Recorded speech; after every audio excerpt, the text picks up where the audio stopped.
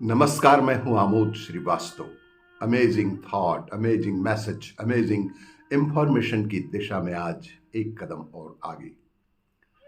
आज के इस दो चिंतन का विषय है कैकई का गुस्सा और सृष्टि रचना का स्वभाव।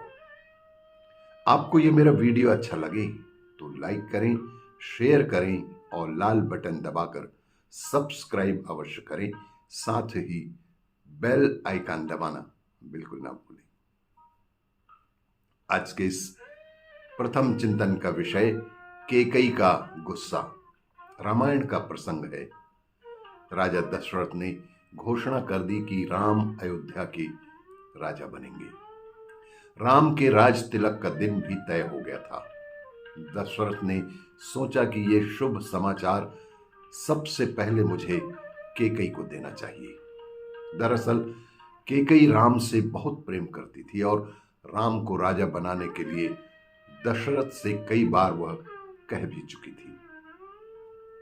लेकिन कैकई की एक दासी थी मंथरा।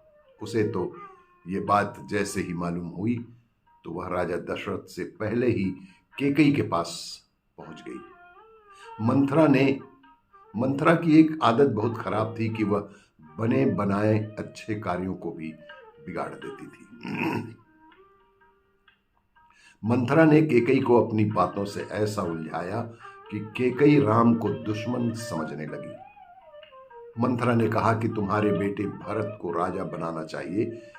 कैकई भी भरत के मोह में फंस ही गई और भरत के लिए राजपाट का लालच उसके मन में जाग गया। जब राजा दशरथ महल पहुंचे तो उन्हें मालूम हुआ कि रानी कैकई कोप भवन में है और गुस्से में है। राजा तुरंत कैकई के पास गए और उनकी प्रिय रानी गुस्से में थी तो राजा दशरथ ने उन्हें मनाने की बेहद कोशिश की, लेकिन कैकई नहीं मानी और उन्होंने राजा से अपने दो वर मांग ही लिए। पहला वर भरत को राज और दूसरा वर राम को वनवास।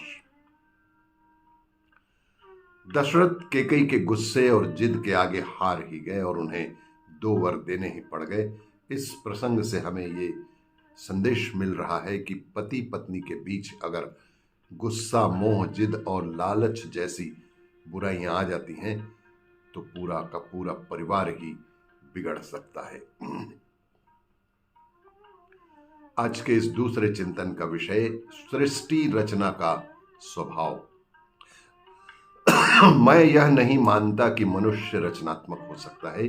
अगर हम अपने चारों ओर की सृष्टि देखें, सृष्टिकर्ता की रचनात्मकता का गहराई से आंकलन करें तो हम कई तरीकों से उनकी नकल कर सकते हैं।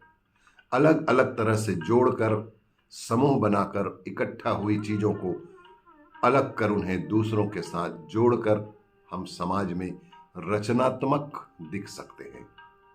पर वास्तविक तौर पर हम रचनात्मक नहीं हैं, क्योंकि हर वह चीज जो बनाई जा सकती है सृष्टि रचना में पहले ही बना चुकी है। अधिक से अधिक हम बस एक चालाक कारीगर हैं। रचनात्मकता को अगर आप कुछ बनाना चाहते हैं, चाहे आप फिल्म बनाएं, कोई तस्वीर बनाएं, इमारत बने, बांधे बनाएं, कुछ भी बोलिया और भी कुछ करें, वास्तविक रूप से यह रचनात्मकता नहीं है। यह चालाकी से की गई नकल ही तो है।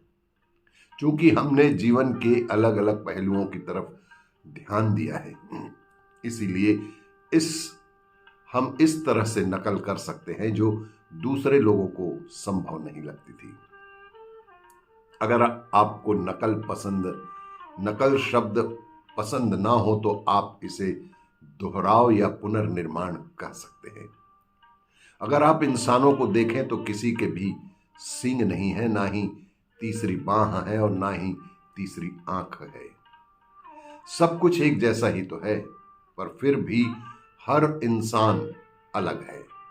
अगर आप इंसान की खासियत आसान शब्दों में बताना चाहते हैं तो हर एक के दो पैर हैं, दो हाथ हैं, एक नाक, दो आंखें, यही तो है।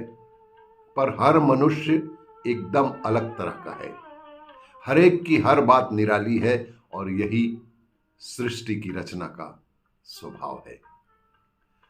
आपको अगर ये मेरा वीडियो अच्छा लगे तो लाइक करें, शेयर करें और सब्सक्राइब अवश्य करें। धन्यवाद।